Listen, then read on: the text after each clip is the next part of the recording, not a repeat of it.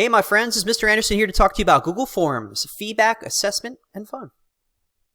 What's a Google Form? Well, Google Forms is part of the G Suite of tools along with slides and docs and etc.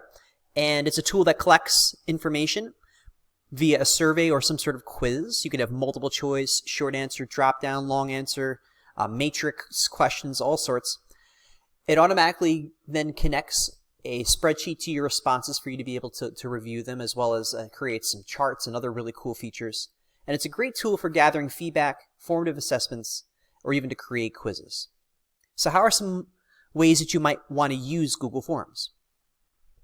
One way you might want to use it is a Google Form check-in or feedback. So it might be a great way for you to just do some social emotional check-ins with the students to see how they're doing, particularly in this time of remote instruction and hybrid instruction. It might be an opportunity for you once your lesson is done, the unit is done, or the course is done to get some feedback from your kids about their experiences. You might want to use it as a formative assessment tool, so start off with a quiz that has some of the content, the learning standards that you're going to cover throughout a unit, to get some sense of where students are in terms of their knowledge and what you want to spend maybe more or less time on, depending. You might want to use it as a record of their learning, so have students engage with something else and then come to the Google Form as a way for them to demonstrate what it is that they've learned. You may want to use it as a means of instruction, so actually creating maybe a Google Form with multiple sections where students progress through, watch a video, answer some questions, then go on and engage with a website and answer some questions. So it can actually be an instructional tool unto itself. And you may want to use it as an assessment tool. There is, of course, the quiz feature. You can create multiple choice short answer questions. You can have it score those questions for you, release the answers, and scores the students right away. There's lots of, again, really cool options within Google Forms.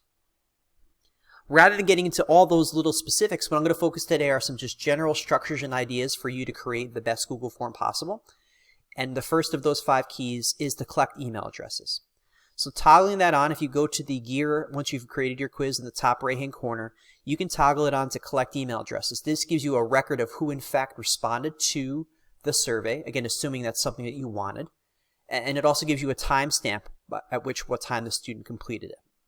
My second suggestion would be to add a period question to help you sort responses. So if you teach multiple sections of the same course, so I teach 4 social studies classes, by posting that and including the period, it helps you when it comes time to look at the data, sort by the last name and by the period, so you can chunk the kids together and then transfer it to whatever student management system you might be using.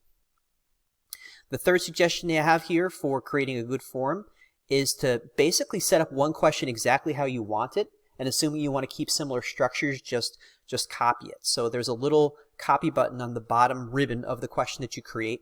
So once you set it up, you can just copy it down and then change the question itself as well as the responses.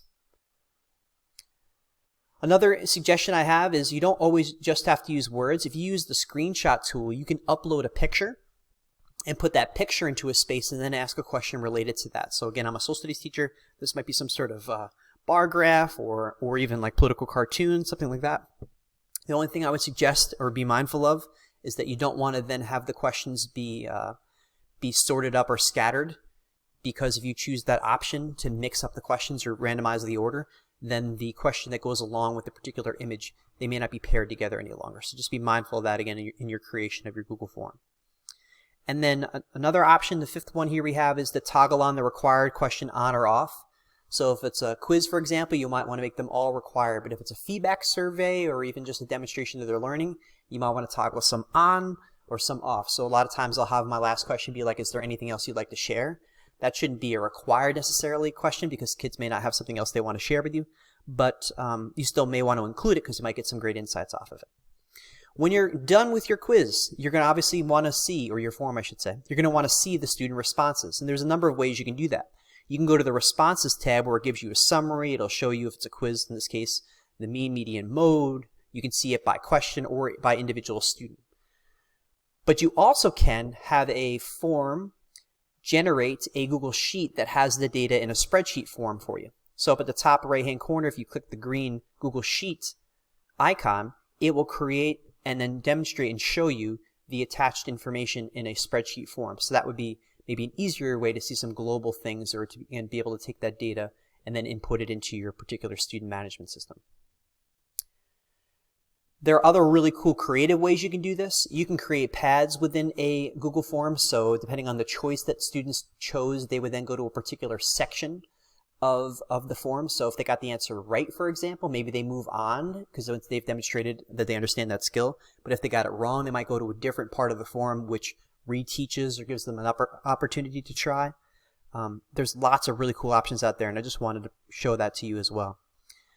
In this presentation, which is also linked off of itsmr.com, you can check out some templates I have, like a 3-2-1 exit ticket, a learning ticket that pairs back to the learning standard, and even a 10-question multiple choice quiz template that you can use and make your own. You also have from Ditch That Textbook 25 practical ways. Again, a lot of really good resources and smart people out there, so I encourage you to check out their stuff. In fact, on this slide right here, some helpful resources from Google themselves that will give you all the information in cheat sheet form, in video form, and in web form. Again, for this and other information, please head over to itsmr.com and check out in the Educational Technology section my EdTech Tools page. For Google Forms, I'm Mr. A.